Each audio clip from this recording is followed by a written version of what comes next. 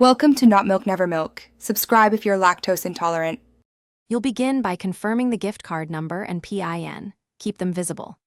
Open the KFC app or website and pick delivery or pickup because payment options differ slightly. You should sign in or create an account so payment and order history save. This also lets you apply the card at checkout. Once done, build your cart with the meals you want. Use filters or categories to find combos quickly. Then proceed to the checkout page to apply payment.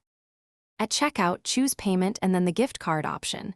This is where you'll enter the card number and PIN. Type both exactly as shown. Leading zeros matter, because the system validates characters in real time. If the form asks, also add the card PIN or security field, the app may show a partial balance immediately.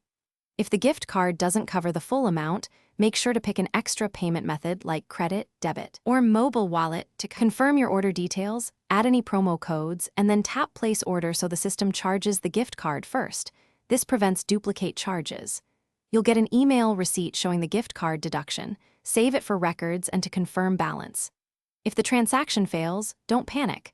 Verify the card number and PIN, check the remaining balance, and retry. If problems persist, try a different browser or the KFC app, because cookies or app updates sometimes block the payment.